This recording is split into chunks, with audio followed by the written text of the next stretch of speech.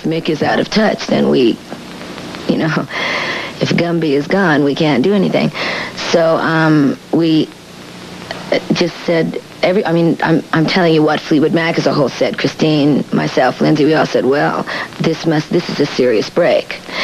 And I had a lot of difficulty dealing with that year on the road. It was very difficult for me. I think as you get older, you get worse pains, and it's just harder.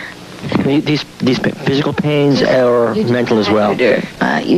You see, it all depends on both. If you get physically tired, then you get mentally tired. Then you get more physically tired, and then you get more mentally tired. And you never have a chance to really rest all those powers in you that makes you who you are. They never rest.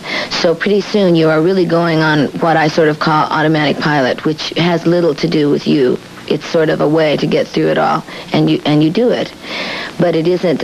What I love is I love the magic. I love it when my band or any band walks on the stage and everybody gets, chills. I also get those same chills. When I don't get those chills, I'm very disappointed, and I just want to cry.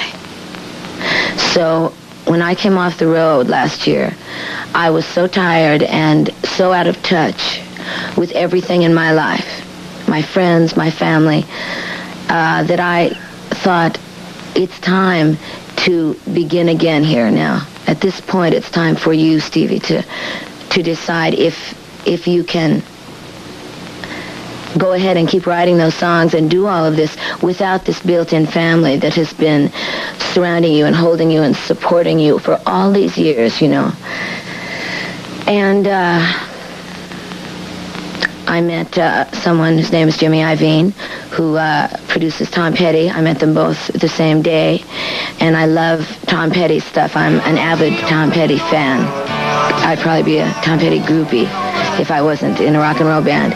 I said, well, wow, if he's good enough for Tom Petty, he has to be good enough for me. So it was sort of an unspoken thing from a long time before we ever got around to doing the second month of the year Tusk tour.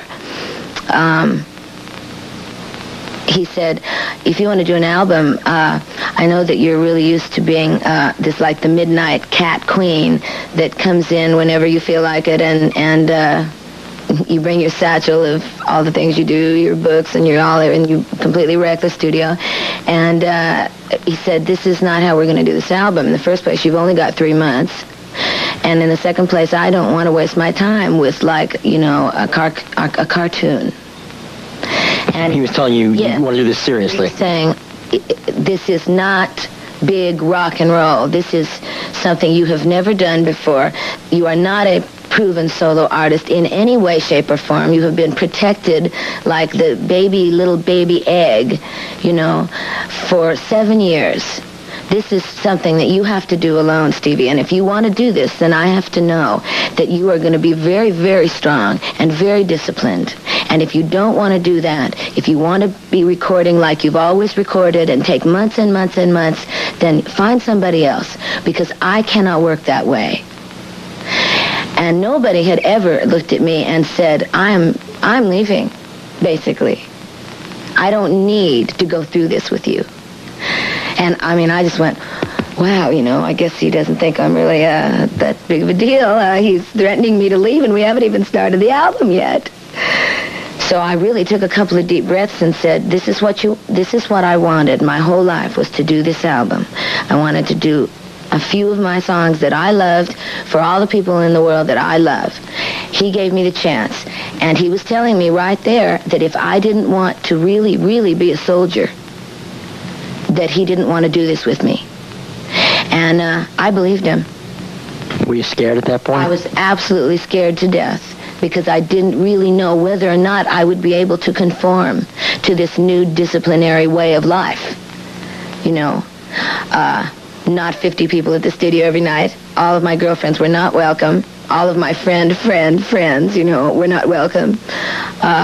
Really, very few people were welcome unless it was in the scheme of what we were doing to be finished in 3 months because I had to go to Paris to record with Fleetwood Mac, with or without Belladonna being finished. Most of the songs on the album were written years ago. Okay.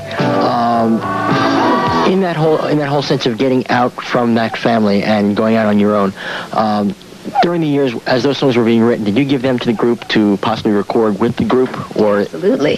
What did they said no then? They didn't say no. They just you see, I have like my set of demo tapes, which is about like 4 cassettes, back and front, big long cassettes of just like a bunch of songs that start from long before even after the glitter fades, which is 1972. And they have their set of Stevie's tapes just like everybody else in my life does. You know, there must be thousands of them out.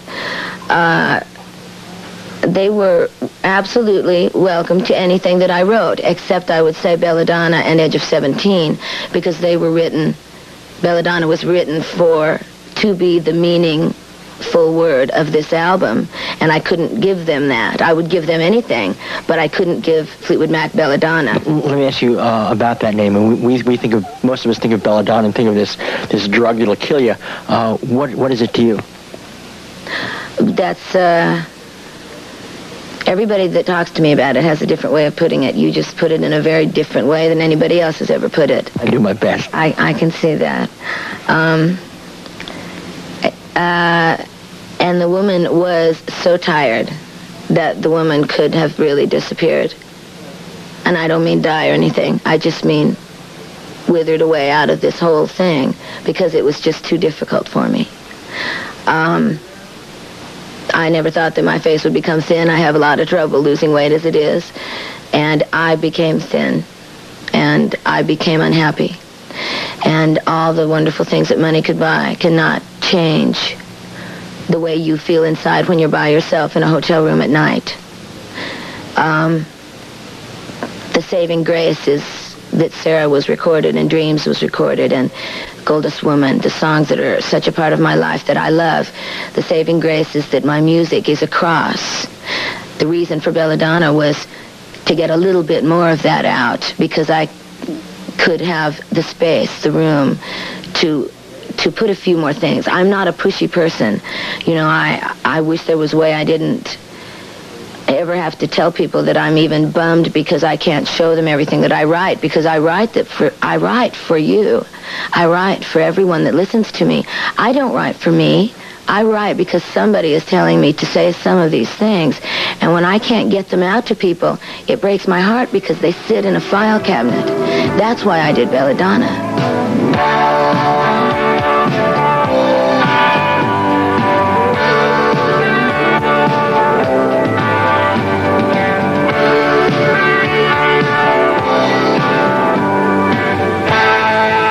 It seems very important, obviously, for you to connect with the people that listen to your music.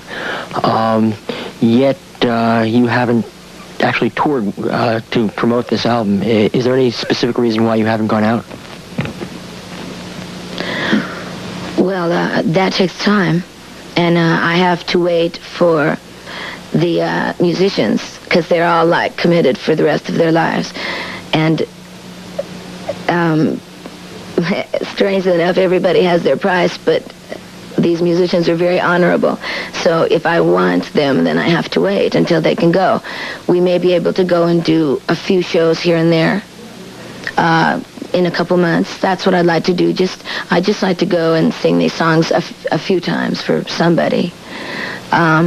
Simply, the girls and I know every song we can do them a cappella with a piano player. We're ready now yesterday.